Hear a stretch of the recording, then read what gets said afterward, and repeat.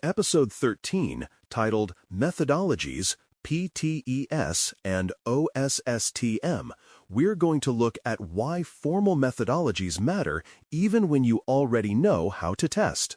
On Pen Test Plus, methodology references are rarely about reciting definitions. They're about recognizing a consistent, defensible structure behind the work. A good methodology keeps you from skipping steps when you feel rushed, and it gives you a shared language for explaining what you did and why it was reasonable. It also protects everyone involved because a structured approach reduces surprises, reduces unnecessary risk, and makes outcomes easier to communicate and verify. The goal here is to make PTES and OSSTM feel like practical lenses you can apply to scenarios, not trivia you have to memorize. Methodologies provide consistency because they turn a complex activity into a repeatable sequence that can be planned, governed, and defended. When a scenario gets messy, consistency is what prevents you from improvising your way into scope violations, weak evidence, or unclear reporting. They also support defensibility, which means you can explain your decisions to stakeholders, auditors, or security teams without relying on "trust me" language. From an exam perspective, methodology thinking reduces the number of plausible answers because it forces you to choose options that match an ordered workflow rather than random technical impulses. Consistency also improves quality, because repeating a known structure helps you notice gaps and avoid overfitting to a single technique. In short, methodologies are less about being rigid and more about being reliably professional under constraints. PTE can be understood as a practical sequence that takes you from scoping through reporting, and its value is how it links intent to action to evidence. Instead of treating testing as a pile of tactics, PTE encourages a progression that starts with understanding boundaries and objectives, then moves through discovery and validation, and ends with communicating results in a way that decision makers can use. That sequence matters because the right technical action changes depending on whether you are still clarifying scope, still gathering information, or already proving impact. In exam questions, PTES often appears as the underlying logic behind answer choices that emphasize planning first, controlled execution next, and clear reporting at the end. You do not need to recite phase names to benefit from it, but you do need to feel the progression in your decision-making. When an option jumps ahead without the earlier foundation, PTES thinking helps you identify it as premature. PTES emphasizes planning because planning is what converts a vague request into authorized work with defined outcomes and controlled risk. Execution discipline is the next emphasis because the point is not simply to find issues, but to find them in a way that is safe, reproducible, and aligned with constraints like uptime, scope, and sensitivity. Evidence-based findings are the final emphasis because stakeholders need proof and clarity, not just a claim that something seems vulnerable. In practical terms, PTES encourages you to move from discovery to validation to proof only when the situation calls for it, rather than defaulting to exploitation as the first meaningful step. That discipline shows up on Pen Test Plus whenever the correct answer is the one that gathers just enough information, confirms safely, and documents clearly. If you find yourself choosing an option because it is the most powerful action available, PTS thinking is a reminder to ask whether the action is warranted at that stage and under those constraints.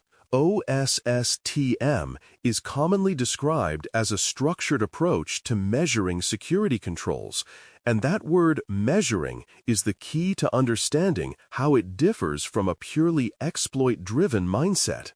OSSTM thinking treats testing as a way to assess how well controls hold up under defined conditions, and it places weight on completeness and clarity of what was tested.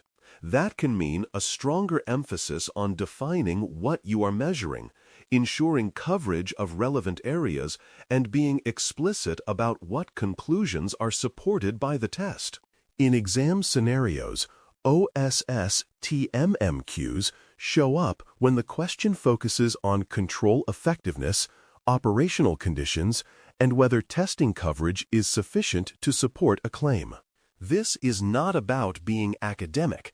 It is about ensuring you can say with confidence what the test did and did not demonstrate. When a prompt asks you to evaluate security posture or control strength rather than break in, OSSTM framing often aligns well with what the exam is trying to assess. OSSTM also tends to focus on operational metrics and test completeness, meaning the work is judged by whether it provides a reliable measurement, not merely whether it finds a dramatic vulnerability.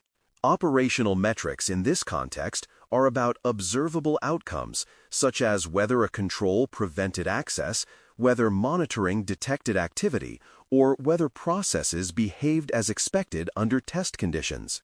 Completeness matters because partial testing can produce misleading conclusions, especially when the environment is complex and constraints limit depth.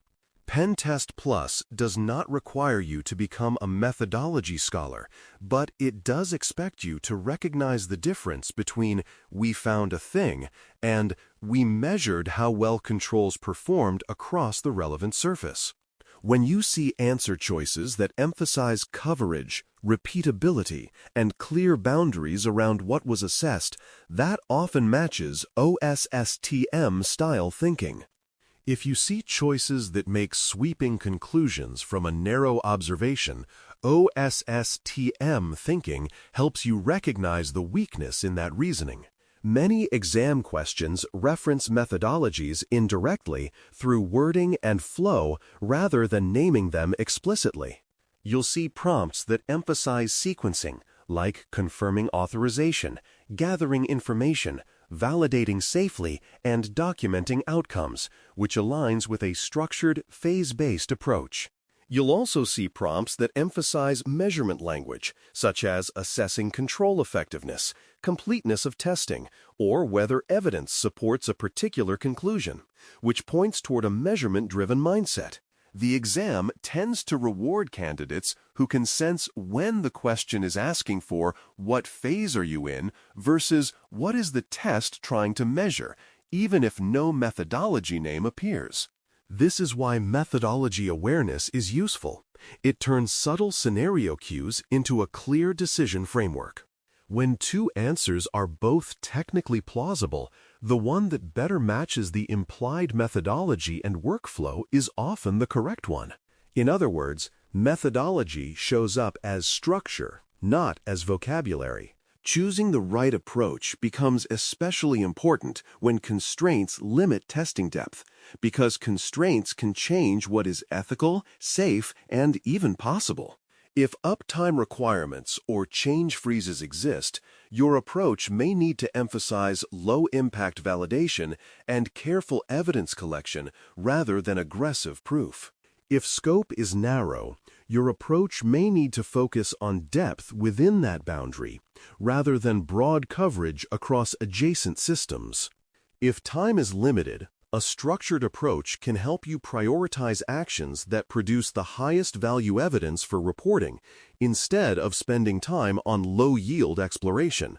Methodology thinking helps you avoid the trap of treating constraints as annoyances to work around, because on the exam, constraints are part of the requirements. The best answer is often the one that adapts the approach to stay compliant while still producing defensible outcomes.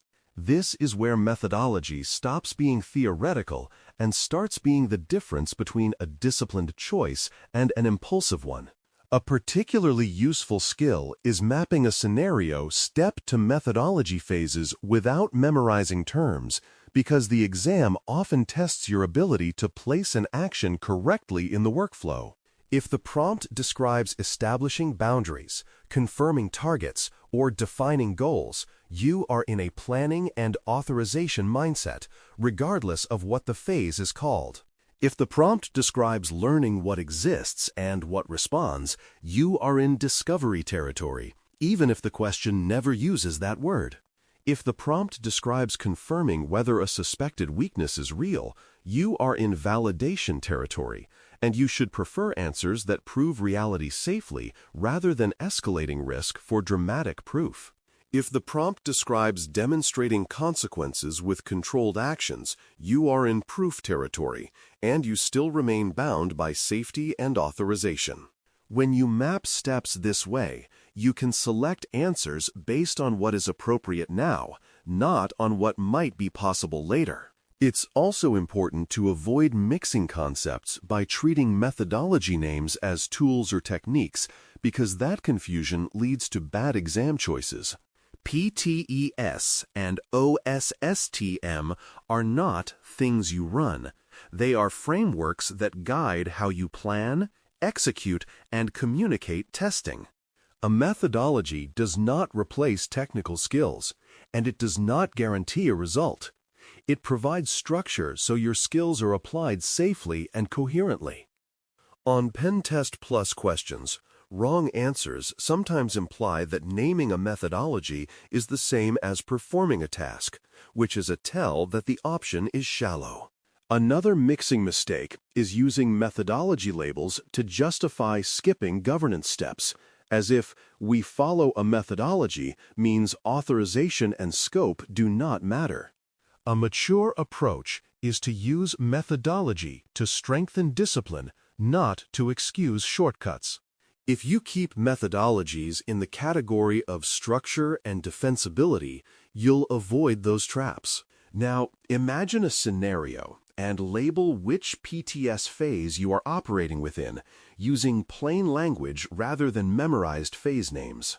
Suppose the prompt describes that you have a defined target set. The client emphasizes non-disruption, and you have just identified a reachable service that appears unusual based on initial information gathering. At that moment, you are transitioning from broad discovery into more focused enumeration and validation, because you have a clue and need to convert it into confirmed detail without increasing risk. A PTES aligned choice would typically involve extracting specific information that supports a safe conclusion, rather than leaping into high-impact proof without validation. If the answer options include a controlled step that deepens understanding, a risky step that could disrupt production, and a step that assumes missing authorization, PTE's thinking will steer you toward the controlled step. That is how phase awareness becomes an exam advantage. It filters options by appropriateness, not by excitement. Consider a second scenario where OSSTM thinking would differ, because the goal shifts from proving a single dramatic impact to measuring control effectiveness under defined conditions. Suppose the prompt emphasizes evaluating whether a control set is functioning, including whether monitoring detects suspicious behavior and whether access controls consistently enforce boundaries across a surface. In that context, the best decisions often emphasize completeness and measurement, such as ensuring that the test covers the relevant pathways and that observations are recorded in a way that supports a defensible assessment. The correct answer might favor a controlled, repeatable check that demonstrates how a control responds, rather than a one-off exploit that proves a single weakness but does not measure overall posture. OSSTMM framing also encourages clarity about what was tested and what conclusions are supported, which can influence how you handle constraints and evidence. You still remain within authorization and safety, but your success is measured by clarity and completeness of assessment, not just by whether you achieved access. That distinction helps you choose answers that reflect measurement discipline when the prompt is asking for it. A memory anchor can help you keep the two frameworks straight under time pressure by linking PTES to phases and OSSTM to measurement.